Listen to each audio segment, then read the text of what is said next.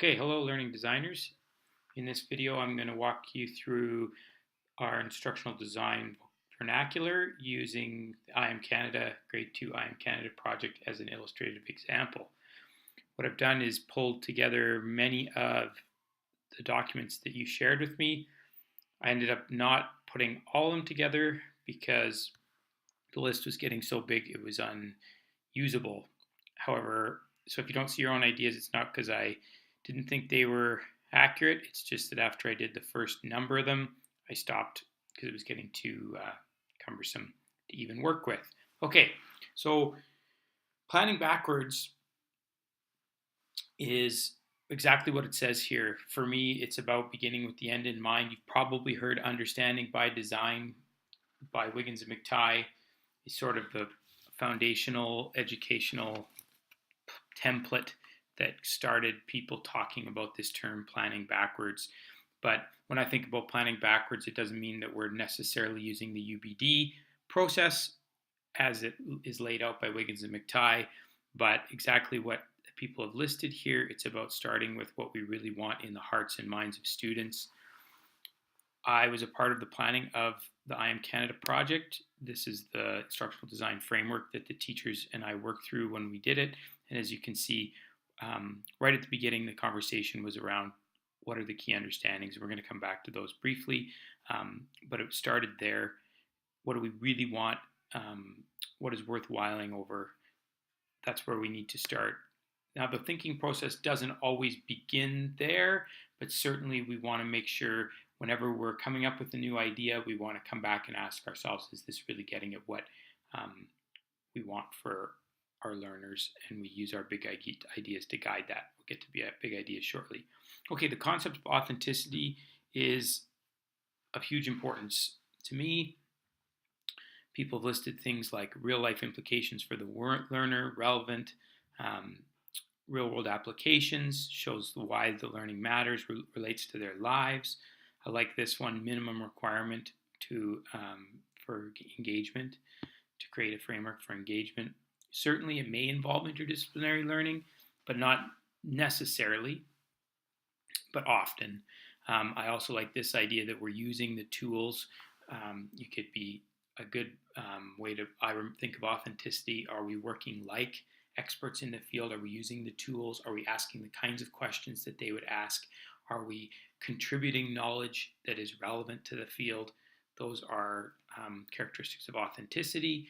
In the IM Canada project, at a grade 2 level, a big piece of the authenticity came from the community contacts. It came from interacting directly with artifacts, primary source artifacts from communities across Canada, as opposed to that being simulated often in grade 2. In that particular curriculum, teachers and students interact with 3 simulated communities in the Pearson textbook and look at a sort of a life of a student with a little write-up about their life and some pictures of their community. The difference you heard in some of the students' voices if you watched the Rocky doc about this, knowing it came from a real person made it real. The fact that they could Skype and even engage directly with those people added the authenticity. There's other components to authenticity which we'll dive into later, like exhibition and like having a interdisciplinary process at the centers that allowed students to make things that they could be proud of and exhibit and work through their ideas. Obviously, when we think about working like experts, that has to be grade level, scaffolded to the grade level, and we'll talk about that later too. All right, final product. Absolutely, in project-based learning, the teacher from the outset has a good idea of what students are going to make, create, or do. They know what the final deliverable is going to be or final product that is going to be exhibited to an authentic audience. It is possible in an inquiry frame that when we start the learning with students, we don't have a clear understanding of what this final product is going to be, and that emerges. If any of you listen to the Grayson Adams talk, I think he speaks to that, how he spends time in inquiry and allows the direction of students to frame how it is that they're going to create some new knowledge and make a difference in the community. I wouldn't characterize one of those as necessarily better, but certainly in a high school context, you're much more likely to see project-based learning for the reasoning that time is of the essence in high school, and teachers find it very difficult to embrace the ambiguity of not knowing when they're going to find closure to a particular curriculum. The further down into elementary, you might see more opportunities for that work to emerge. Either way, for me, it's always critical to have a final product because it's a way to exhibit the learning and contribute knowledge to the community. Without, if learning is just an I shouldn't say just, but if learning is a changed mindset but doesn't get to contributing knowledge in the community, there's a difference there. And I think that it's quite important that whether we start knowing what the final product is or whether that emerges through the course of the inquiry, that there is something that students can feel proud of, that represents their learning, that becomes a way to coalesce what they've thought, what they've done, and what mattered, and share it with the world. Okay, big ideas. Let's flip a couple important points that are brought up here. That it must be linked to the program of study. Absolutely. It doesn't, as it says in whoever wrote this, it shouldn't likely be in the exact wording of the program of study, certainly not the way the program of study is now. And in the kind of learning you're trying to design, an interdisciplinary learning, we're likely drawing from multiple disciplines.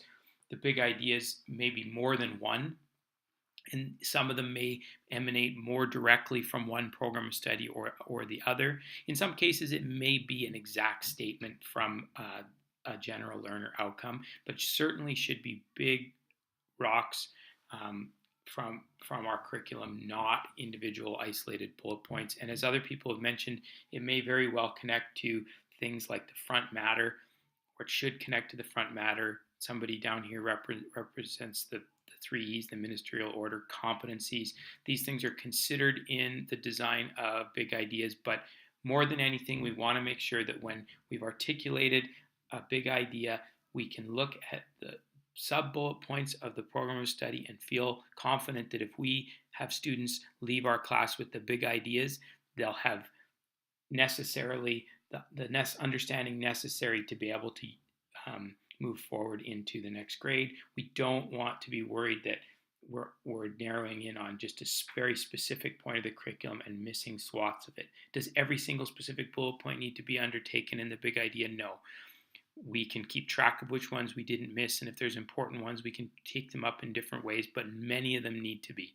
If we look again at the big ideas from the grade 2 framework that emanated from social studies primarily, but as you saw in the learning video, they ended up touching on or drawing from disciplines in an interdisciplinary way, a variety of disciplines.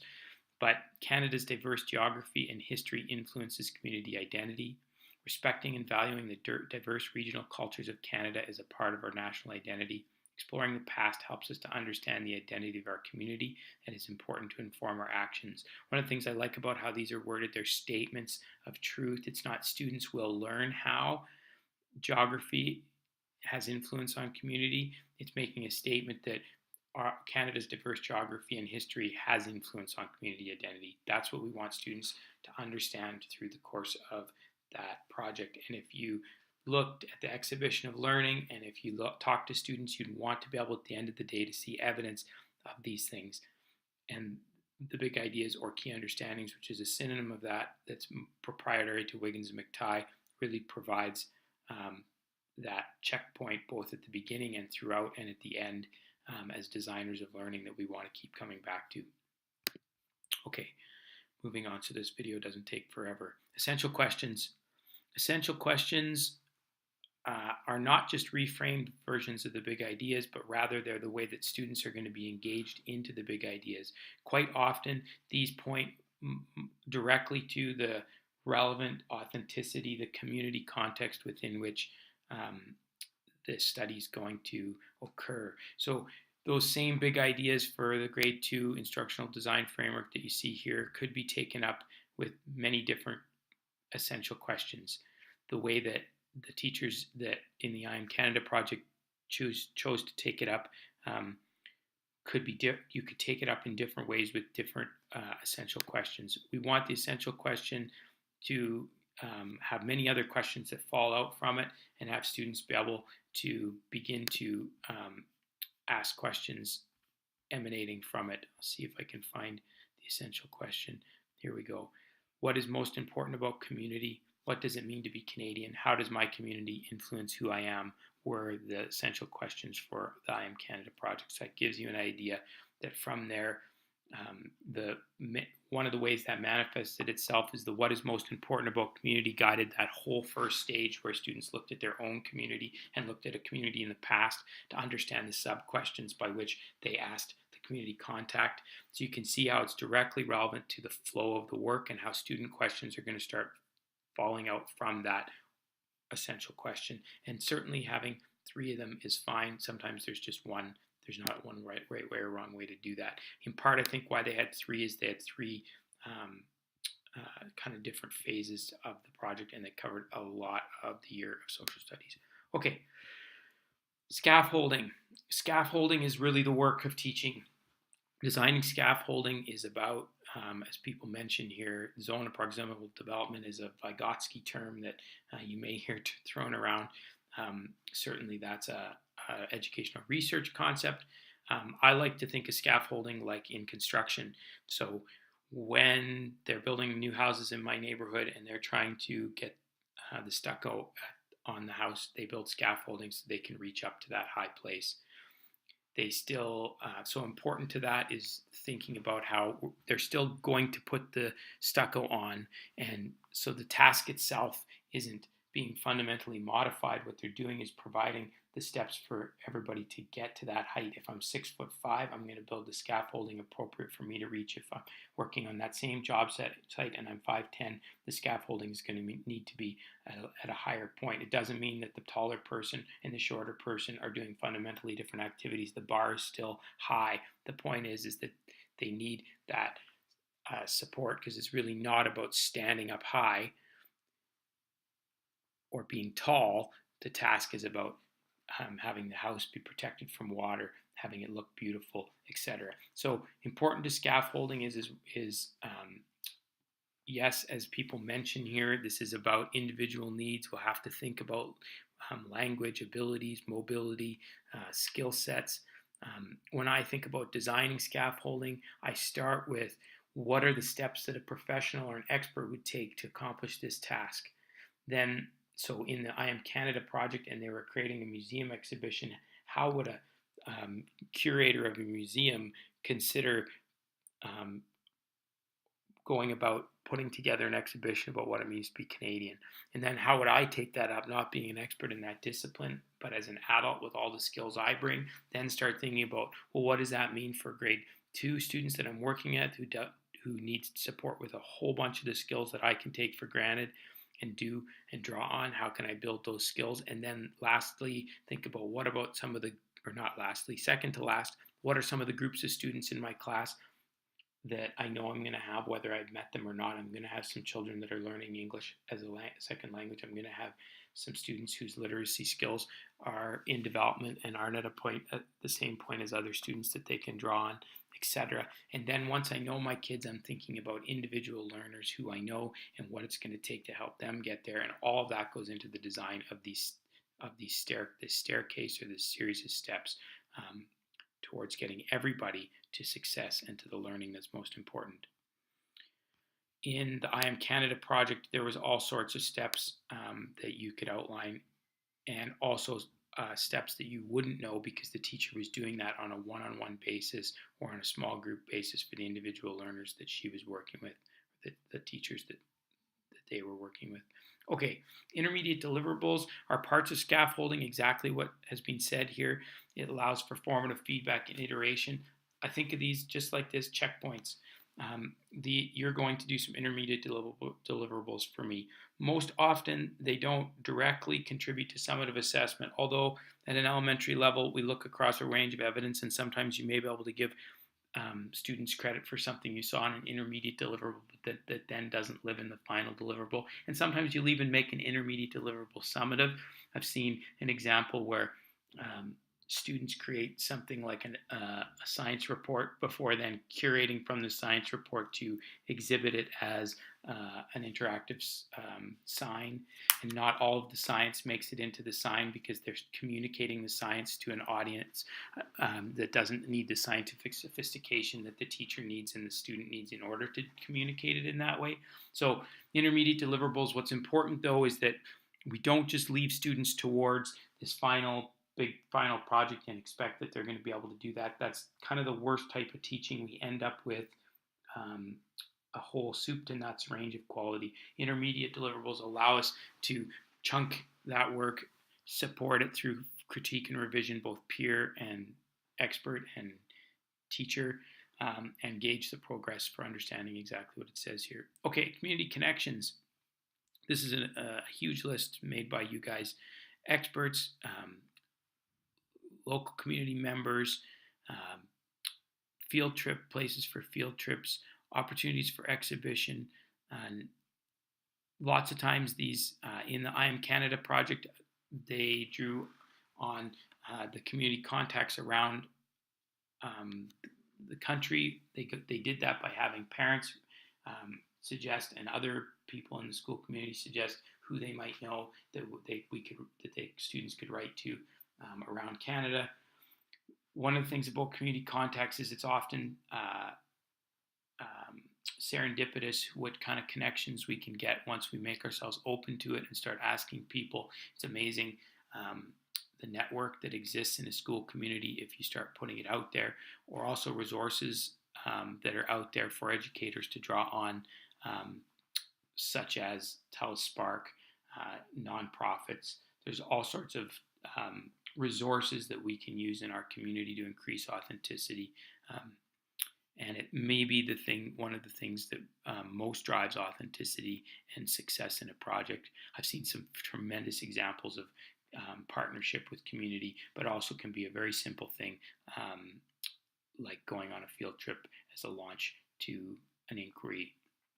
Okay, Critical Friends Protocol is one example of a way to give a protocol to provide feedback. We're going to practice Critical Friends Protocol in our Adobe Connect session. It's important to me as an example that when we connects to critique and revision, but giving a protocol to support all sorts of creative processes is important for students, and I often micromanage that as an element of scaffolding. Mentorship, exactly how it says. The mentorship that in this list can be teachers, someone in the community, could be a friend. In the I Am Canada project, it was grade 5s. They had grade 5 essentially reading buddies, but who functioned as mentors in the project. It was a really nice, helpful addition on the day that all of the packages arrived from all over Canada, or at least when they opened it, they had arrived and the teachers had stashed them away and then brought them in, and they had their grade 5 buddies there with them to help them sort through, keep it organized, read some of the pieces for kids who might not have had the literacy skills to read what their community contact had written, etc. But those same students came back and many times throughout the project to be a mentor and help with critique and revision, help with building skills, just give the teacher another way to have leadership in the classroom and build skills for students. So there's lots of different ways to think about mentorship, but it's a good thing to think about in the planning process. Critique and revision is where learning happens. This is, for me, a fundamental part of formative assessment. A fundamental part of project-based learning and of my practice is providing feedback to students and making sure that that feedback is followed up by revision. One of the things that goes hand in hand with critique and revision is authenticity. Without authenticity and a real deliverable at the end that matters, a lot of students don't want to keep doing critique and revision. Try asking a 13-year-old kid to rewrite a piece of work a second or third time. Usually they'll say, you know what, Mr. Hill, I'm good. However, if they know that at the end of the day that piece of writing is going to be exhibited to an audience and make a difference to something they care about, they don't respond in that same way. They keep writing it until it's the best it can be. So this can't just be grade driven, particularly, well, really at any level. maybe at a 30-1 level where students are really zoned in on their success in university. But lots of kids won't choose to keep reworking it unless there's a real reason to do it. Another piece of this, as I mentioned earlier, is protocols to support it. Okay, one more thing, I often have peer feedback happen before instructor feedback when that makes sense, because it kind of allows students to get more comfortable with the criteria. It allows to clear off some of the things that you'd be giving advice over and over again, especially with younger students that can't do that self-check themselves. So having others look at it first is really helpful. Okay, formative assessment. I think you guys know a lot about this, and we've been talking about that in a number of different ways. I think where it's different than critique and revision is how it informs the adjustment of the teaching cycle. So not only when I'm providing critique am I giving feedback for the student to improve, I'm also thinking about what we need to do next to build scaffolding. We should not have a plan for the whole unit or interdisciplinary design sequence or a whole course laid out as if it's going to go that way. What we have to plan for is how we're going to be responsive to the learner, and how our design is going to flex in response to the evidence that I'm collecting. And that's a really intentional process, and for me, that's the process of design. In the I Am Canada project, even the secondary stages were informed by the primary stages. So, but within the individual process, there was lots of pieces that the teachers built in to support learners and their growth over time. Okay, presentation of learning. Presentation of learning, in a sense, is distinct from exhibition of learning, and so we'll talk about those together. Exhibition, in the I Am Canada project, they had a number of community members from their school and their parents come to a synchronous event where they curated from each other's work, and each student shared what their community what the story was of the community that they had been the honorary citizen for, but were showcasing off more than just their own work, but their peers' work.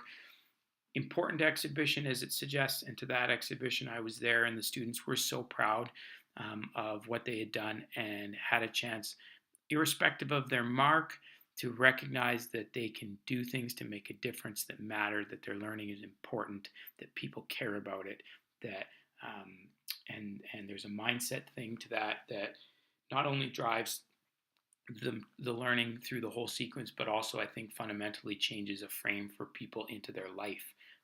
For me, exhibition is that important. Exactly this quote, I'm proud of it, this is how I did it. It's a reflection on experience on the particular. Connected to that is this presentation of learning, where we're going to often afterwards think about, and this can be connected to portfolios, is how are we going to sit back afterwards and reflect on what did I learn from doing this particular thing that can help me as a learner moving forward. This could be organized by big skills like literacy and numeracy. It can be organized by competency. Some schools have different frameworks, but presentation of learning is where we step back from what we created in the I Am Canada project and think about how that helps me think about myself as a student in social studies, or a collaborator, or a creative thinker, or a communicator at exhibition, etc. And often that process is facilitated by a portfolio, which I'm going to find right away. So a digital portfolio is a place to house that reflection over time associated with artifacts. Quite often, this has a combination of student and teacher curation. Students should have a lot of choice and voice in what they choose to put in this, but teachers need to scaffold and support that. Different schools have different visions for portfolio, but for me, my experience has been that a portfolio shouldn't be a showcase of all the best things students have done, nor should it be like a transitionary dossier with like a reading score and those sorts of things. Rather, it should be about collecting work that helps students reflect on who they are as a learner. Okay, lastly, rubrics. I don't think we have to go too deep into this, except to know that rubrics play an important role in creating expectations and in guiding summative assessment. So I think you've had some practice making rubrics. Sometimes it's helpful to co-create rubrics with students. Sometimes you have the rubric defined with the final product right at the beginning. Other times that develops through the course of the work. We are not going to develop rubrics for the project that we do because we're not going to get to that level of detail. Okay, I think we've hit on all of these, and this has been a long enough video. I hope that helped illustrate how this vernacular works, and you can start to use it as you do your design processes in this week and beyond. Thanks for listening.